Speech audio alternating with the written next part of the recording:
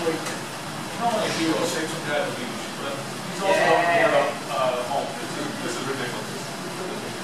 Anyway,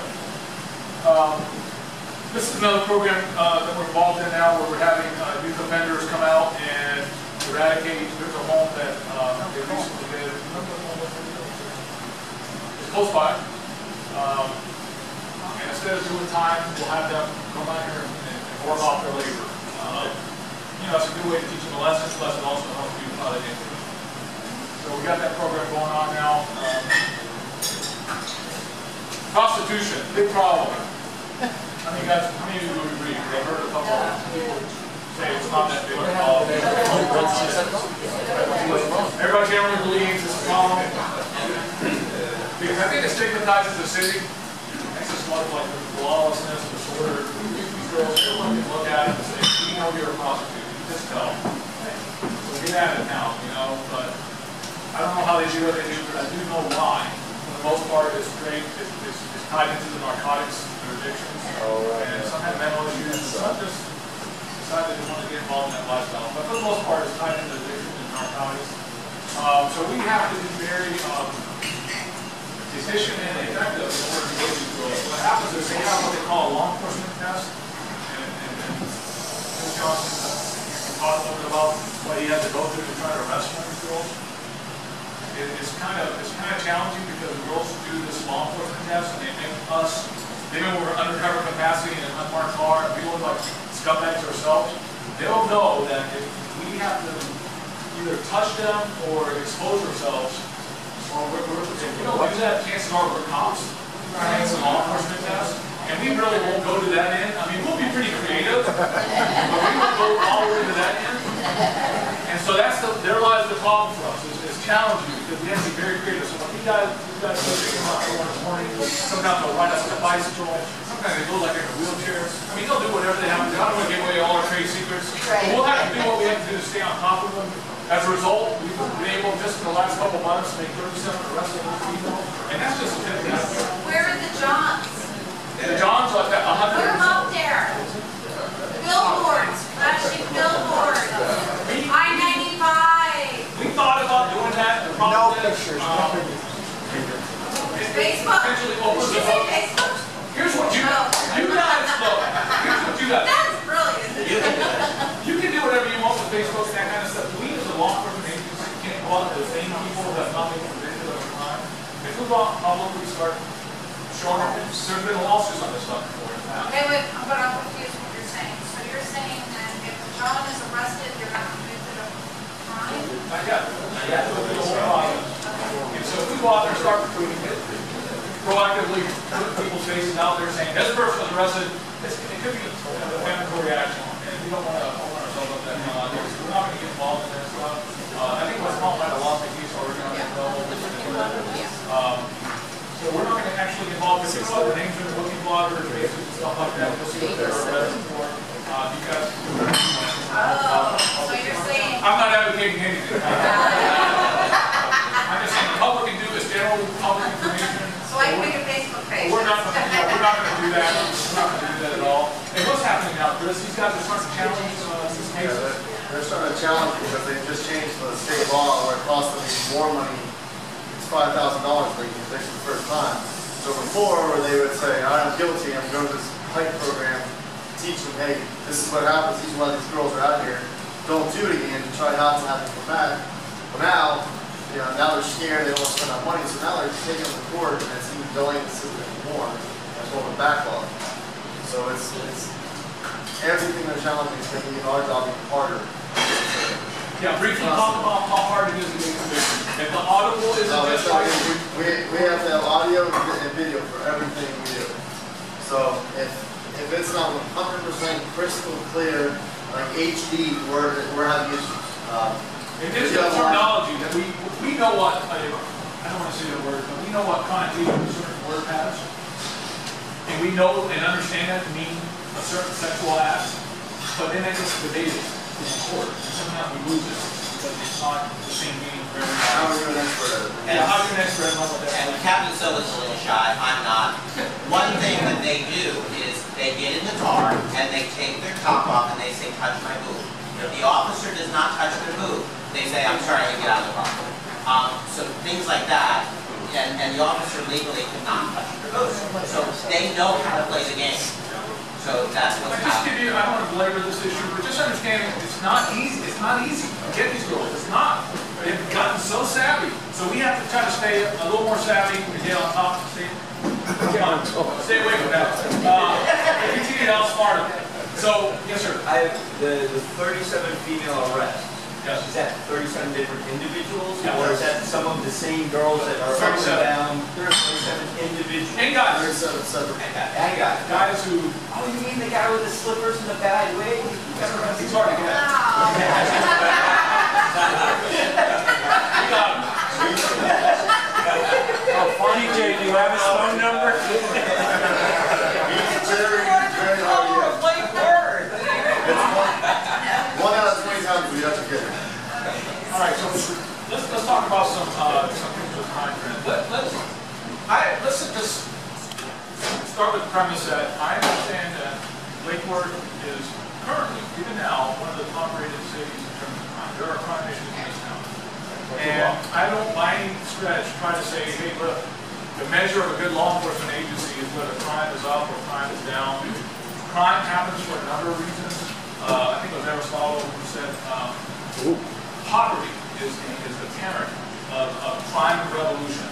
And so there's a lot of studies that show the correlation between poverty and crime. I'm not going to get into that debate, but there's a lot of contributing factors to crime. Law enforcement and effective law enforcement is one part of the equation, especially, and we're accountable for that. But I don't necessarily sit there and take full credit for when crime goes down, and I can't obviously take all the blame when crime goes up a little bit, you know. So the reality is, I just want you to show what's happened since the merger. These are the actual uniform crime reports since 2007 when we took over. You can see murder. We had an anomaly this year. We had a couple of domestic homicides that made it go high, but you can see the trend. And this year it actually went down one more. It went down to 3. So the trend line is really good. If you see West Palm's trend line, which is a neighboring city, albeit a bigger city, their trend line is flat and actually kind of goes up. So they're getting a lot more murders and stuff and happening right in the same jurisdiction, right next to us. Although at a grander scale, bigger city, but still the trend line is not in the same direction. Robberies, you can see where before we're averaging close to 1 a year. 1 a day, I'm sorry, for the year. That trend line continues to go down. You can see burglaries that went down since the merger. And vehicle thefts, where before we're averaging 300, and there's a little bump up here and there, and the general trend line, that's what I think is what we have to focus on. Are we making progress on the crime, on the Part 1 offenses, on the things that really matter, the real heavy-duty crimes? Are those numbers improving? And I think you can see from the past that they actually are getting better. Are they perfect? What's the unemployment rate So for this is the 13 or last 2 years? This is 13 and 14 is the last year we have. And I don't have it on my slide yet, but actually vehicle thefts are down even more. We're actually, our uniform crime reports came out for 2014 already, and we're down another 9 for total index. And on the Part 1 offenses, down on those as well. So actually, if I was to continue on with this, I didn't get a chance to add it to the past, it would show it going down in all these categories as well. I'm pretty sure all of them. So are you showing that the rest are residents or not from Lake Worth? Primarily, 75 to 80% are almost Lake Worth people. You know, we have, there's a book out there, it's about what role we play in society. We're the sheepdogs, you know, because there's a lot of sheep there. Not any way to look at that. Sheep is just a word that, you know, for people. Because they just want to go about their business, doing their thing. They don't have to deal with us. But there's wolves out there, right? So we're the sheepdog. They have to prevent the sheep from getting victimized from the wolves. Well, unfortunately, in the city, there's a lot of wolves embedded in our flock of sheep.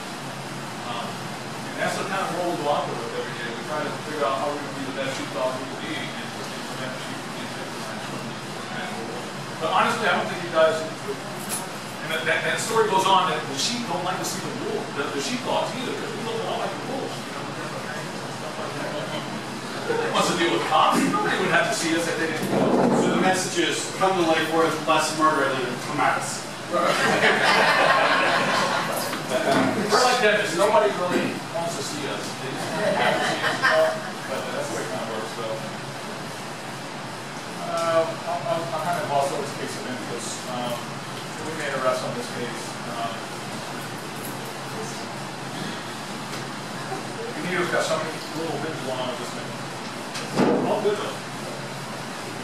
All right, let's talk about cooperation and involvement, and then the rest of the presentation. And then we'll have a little question and answer session. I'll make it quick. Just introduce myself. My name is Benito Gaspar. For the individuals that haven't met me yet, we're from Guatemala. I came here at the age of 3. I was an immigrant. Year 2000, I got an ID card as a citizen. Fishing in English and Spanish. I do speak a Mayan dialect of Commonwealth.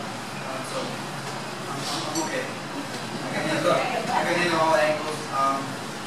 My job, what is my job? My job is to assist each community, each resident here. Whatever I can do, I will do. If I don't have the answers, I will make sure to find individuals that do have the answers. It might not be the answer that you're looking for, but it will be an answer that will move you right. As you might know right now, I took over Joel's duties.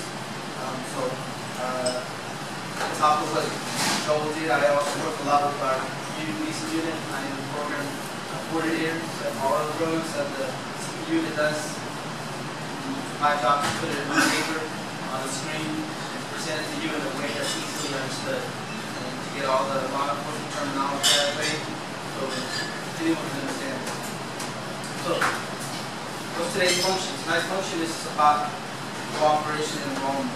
You have to be committed on what you're doing. I've been to 2 other NA meetings. This is a big one. Big, I'm not surprised. Based on stuff that I've seen out there. One of the things that I would like to change, and maybe I'm wishing upon a star, but the individuals that live in this city tend to be from Central America. And when I look out at the audience, I do not see them. And that worries me. And my job is to make them more involved. I understand that there's a language issue. I understand there's a cultural issue. But it's my job to hopefully bring both groups together at the same table and work at this. Crime is not discriminating. Crime is very opportunistic. You offer, make it easy for the criminal will victimize you, regardless of wherever you're born, what language you speak. But that's something that I'm willing to work on, and hopefully maybe I'll see me here. We'll get to that point. But in the meantime, I'll work with what we have and what we're going to do. One of the key things that we should, that I'll be working on are your neighborhood crime watch groups and COP, Commissioner Maxwell, spearheading a certain movement to get the COP moving. That's me. Thank you. And expanding the program to the south side of the city and making it cohesive. So it's going to be my job to go ahead and try to work that also. I have an office here at the substation. If you ever need to talk to me, you can easily go to the substation and request my assistance. And you will be seeing me more often. I will be coming to one of NA meetings, also Crime Watch meetings, and hopefully see you. All right, excellent. Lastly, to conclude here, the Neighborhood Crime Watch program, which a lot of the associations are getting going now, is going to be in a new form. The COP is a great program. Lieutenant, I don't know if you want to share it. Yeah, there's something I would like to say to everybody. You know, everybody here cares about their community. You're here. You want to take it up a notch? Put on a little shirt. You'll help them, you'll help everybody else. It's fun. You get to drive around a little patrol car. If you're sick one day, park it in front of your house. If you see Trixie walking around, wave at her. Hey, Trixie, because you're in a cop car. She don't know the difference. You want her to walk? Walk. You know, it's just something you can do for her. You know, one of the things they're having a problem with is the graffiti. You know, I reported some graffiti the other day. It's gone. You know, they drive up with an F-250 with 4 people and they're scrubbing it. But I got to be sure. I don't know if you're interested today, but I'll be here next month and the next month after. It's fun. It's right. It doesn't take a whole lot of time. Thank you. You know, the reality is it is Crime Watch at another level. Holding and making a difference. Commissioner Maxwell is looking to meet with the COP program coordinators and see how we can better enhance the program here in Lakewood. So if if you're interested in any of that, get with Commissioner. Lastly, Deputy Johnson works on undercover level. I realize there's a lot of narcotic stuff going on in the streets out here. There's some undercover operations that we're involved in. I don't know if you have a word or two you'd like to say about that, and we'll get back to it. Like we constantly do, we're constantly going out doing plainclothes undercover operations throughout the city. You know, we don't like to just do one bust on one person and then show it our hand to everybody. So we like to build it up. It's 20, 30, 40 at a time, and then we'll go out and get them all at once, or over a couple-day process. You know, it takes a long time, and you might still see the same guy in the quarter for 3, 4 weeks on end, or however long it is, and it's frustrating seeing them. We see them too, but trust me, we're trying to get them every way, shape, or form we can as well. Again, we may already have them, we may already have charges on them, but we're not picking them up so we can get more people. Because it's more effective to get a whole bunch of people at once, and then the city gets dry for crack or heroin or whatever else the drug is that day. So that's what we're constantly working on. We're constantly doing out there doing undercover work for the prosecution. And there's mornings I'm out there at 4 o'clock in the morning, I'm out there all day and night. If I change it up, we change it up all the time, constantly. Trying to keep them off on their heels, thinking, when are they going to show up, when are they not going to show up? Are they going to be on Sundays, they're going to be on Tuesdays, they're going to be on Fridays. So it's constantly changing, constantly trying to evolve and keep them off the coast. All right, thank you, Chris. Finally, I'll give it over to John, but this is complete. Well, real quick, Sandy, we'll come right back to you real quick. On what he was talking about, building the cases. When I first got elected, we were talking, and undercover came, and I talked to Captain Silva, and the problem we were having is undercover were building the cases, and then they were getting thrown out. So you had bad guys selling drugs in around schools, and they were getting thrown out. So I went to newly elected Dave Ehrenberg at that point, and now Mayor Shelley Vanna. And Shelley Vanna actually sat on the committee, and their thought pattern was they needed to save the taxpayers dollars so they would get them in and get them out. But they weren't aware of the cases and the structured cases and all the work that went in and your taxpayers' dollars and all the different combinations of these real bad guys being thrown back out into your neighborhood. So I said, what can we do about this? Ehrenberg stepped up to the plate. Now Mayor Shelley Vanna stepped up to the plate, and they restructured it. So all the work that these guys were doing actually stuck and made sense. And you know, I've been involved in a couple of the cases internally and followed them to make sure that you know what was happening. And we still have to stay on it and make sure that these things are happening. But you know, these bad guys were being thrown back out, and all the taxpayer dollars were being wasted. You know, it's just a combination of a lot of different things. So I think the undercover sometimes, you know, they can't work as quick as you think they could because they are building the cases. It takes time, and the last thing they want to do is spend all that time out on the street and the case doesn't stick. So sometimes, you know, you've made calls and people say nothing's being done. They're out there. They're doing their job, but it takes a little while to build these cases and catch the bad guys. There's times that we get them on a case and then you let out 4 or 5 days later. We're frustrated. We just spent X amount of hours and days trying to work on it and get them. And then apply it out time, you know, time served 4 days later. So instead of state attorneys, when the commission's up, they've been more assisting, more able to assist us. I just had one the other day, the state attorney said, we'll go out for get a guy for a couple of years. That was a plea deal. Well, they didn't take the plea, and I went to the judge let him out and gave him 6 months. So the state attorney's doing the job. We're working hard trying to get as many cases on the worst as we possibly can. But still, we're working hard. Thank you. Thank you. Thank you. Thank you. I have a question about the no trespassing signs because we talked about that, the green signs that have the number on it. We had a major problem on South J Street, 500 block. Every time I called the deputies over, and every time my neighbor that lives in a 2-story building, she saw everything. They said they can't do anything about it because there were no trespassing signs.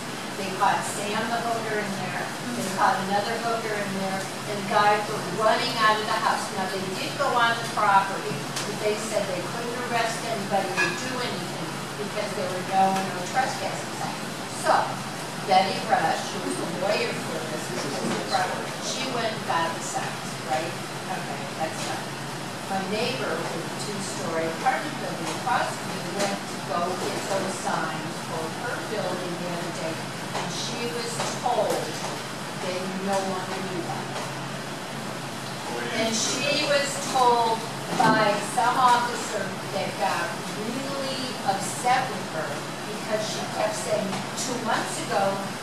well, we couldn't do anything unless those signs were posted, and now you're telling me we don't have signs.